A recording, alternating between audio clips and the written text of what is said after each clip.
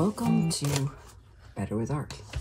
I'm Melinda, and I'm here to encourage you to reclaim your creativity and practice creative self-care with weekly small art prompts that can be done in an art journal or on paper if you don't have one.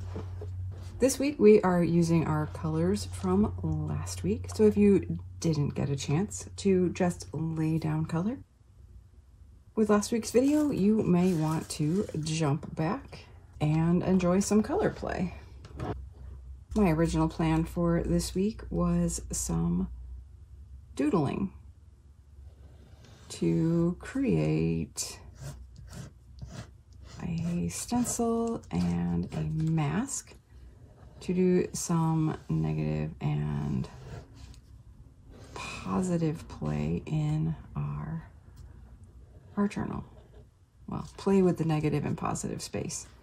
And I'll do that quickly to give you an idea if this is the way you would prefer. This is just a 5x7 card because it's smaller than my page. I was originally going to cut some cardstock to be the size of the page, but this was on my desk, and how convenient is that? So here we are. I've just made a simple flower, and I just messed that up. That's okay.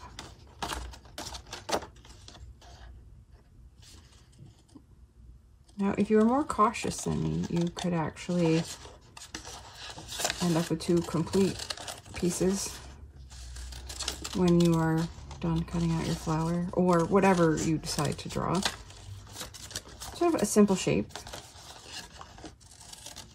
as creative as you would like, but again, should be easy to cut out. And if I had been paying a little more attention to what I was doing instead of also trying to talk, I probably would have tried to maintain my negative space as well as my positive, but that's okay because this works. Sometimes I think I can cut shapes better than I can draw them. Ah, my flower's getting away from me. It ended up looking a bit like an iris. Oops. Well, that's okay. We can work with it. So the reason I say my original plan is because I did come across something else. But this is what you can do with your own fun shape. The easiest way would be to loosely trace, loosely and lightly trace, whoops. You could tape it down with some masking tape if you need to, but trace your shape.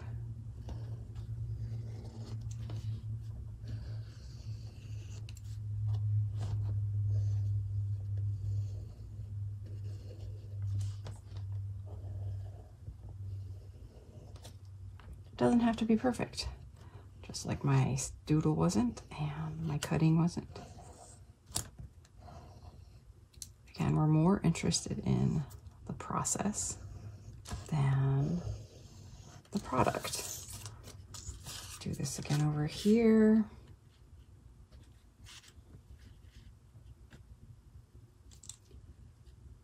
When you see what I'm doing, you may see that it could be a good idea to trace a little closer and a little further away on one and the other.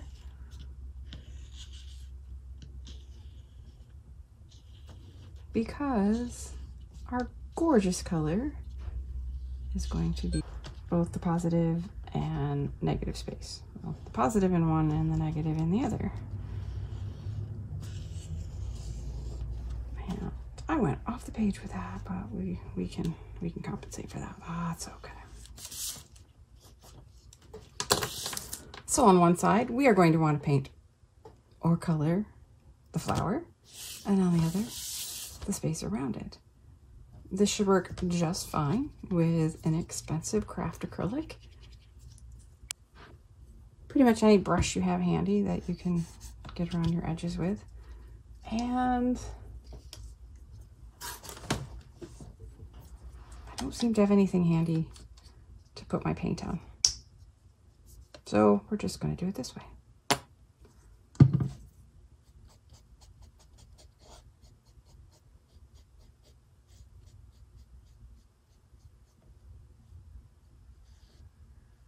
It looks like we're going to have to be quite heavy-handed with this brand of inexpensive acrylic paint.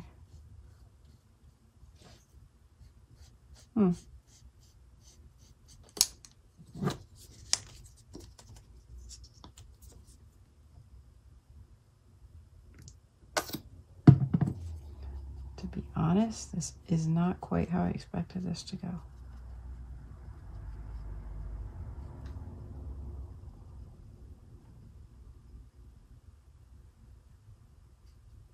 We can make it work.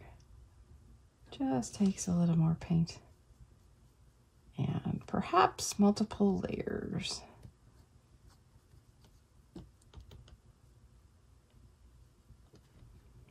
You can play around with the texture in this also. That makes it fun.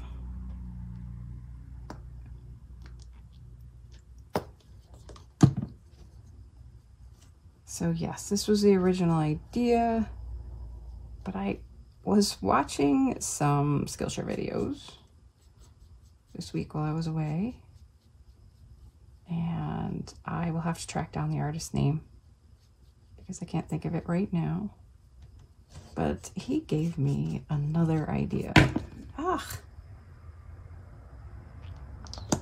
Okay, so the paint isn't going so awesomely. Has to be really, really thick. I hate that.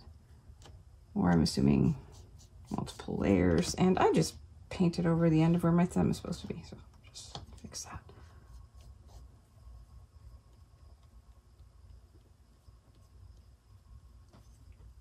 That's coming along. Just need to work with it a little bit more than I expected. So yes, there's another idea I have. Instead of making a stencil, which is fun, I'm not sure how well the white is showing up on camera. I wonder if it's better or worse than down here. So I guess the key is to let it start to dry and then come back over it with a significant amount on your brush.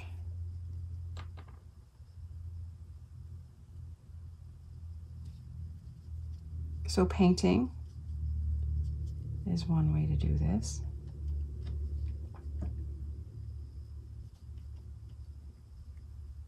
You could also, this is my marker page, you could also get back out a marker.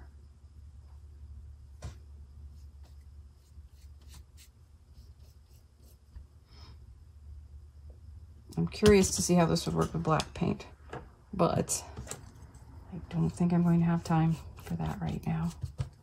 But I will show you how this works with one of the markers I used. Okay, not one of the markers, the actual markers Okay, I colored with these markers last week, but just using colors, not black. So for this project, we can use the black or something else that's quite dark. So on this side, again, mine don't match up because I'm demonstrating different ways it can be done as opposed to completing the entire project. And I'm excited to get to the other way to do this that I saw this week. Whatever medium you decide to use, one page, you'll block out the image, so to speak, and on the other, the background. In this case, using a mask you made yourself. But as I mentioned, I saw a fun Skillshare video, and the artist was doing something like this, laying down a bunch of color and creating shapes. But instead of being precise with his shapes, he was being more loose. And this would be an ideal place to try out some Posca pens. I know these aren't something all of you are going to have because, well, they are on the pricier side. I will use them to demonstrate.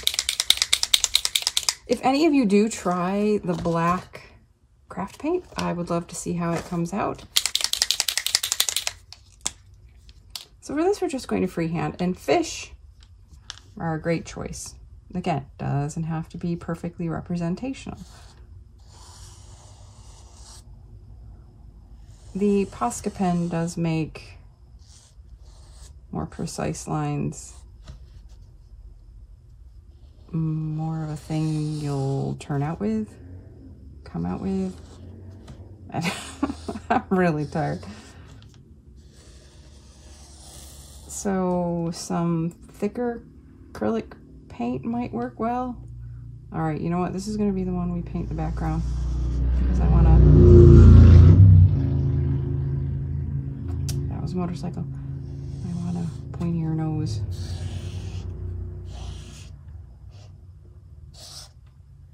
I seem to be even more distractible and kind of rushed than usual. Again, on one side.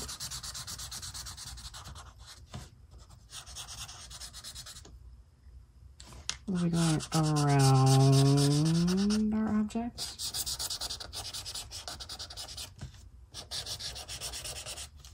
So, you know, to be honest, although this works really well for coverage,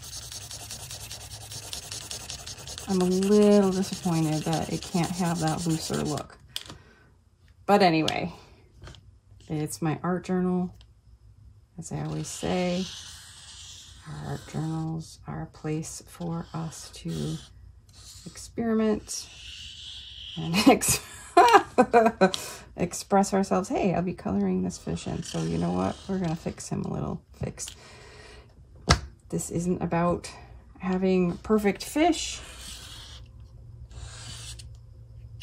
It's about enjoying the process. To be honest, I'm not enjoying this as well as I could, but I'm also kind of in a rush because, well, that's life sometimes. I feel like I haven't really explained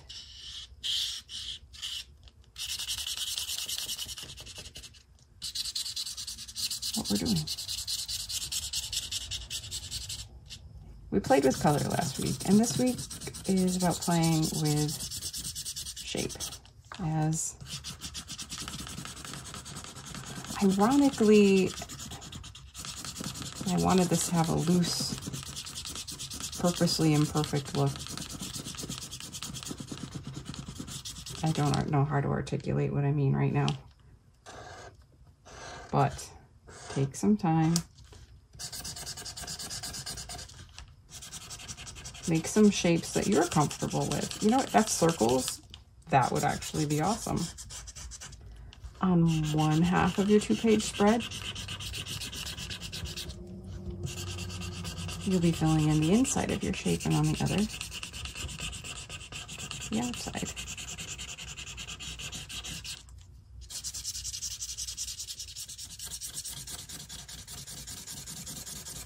Oops, I'm probably like totally blocking the fish.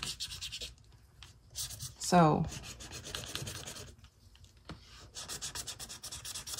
slow down more than I am. Enjoy filling in space. Make some shapes. Take more time to breathe than I did. At the moment, I have my kids waiting for me. Finding time to make art isn't always easy, and we don't always get to take as much time as we would like. So that's why I try to share projects that can be done in just a few minutes if that's all you have, or you can slow down to better enjoy the process. If my slightly chaotic video for this week has you feeling inspired to take some time for your own art making, give me a thumbs up. And let me know how your art making goes this week. Whatever you decide to create, taking time for art is not a waste of time. Our mental health is important, and creativity is important to mental health.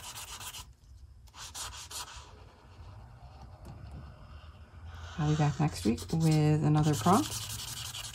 And on Wednesdays, I have Studio Wednesday videos now, where you can see some of my other artwork and other experiments that aren't in my art journal. I hope to give you a sneak peek of a new technique I've been working on.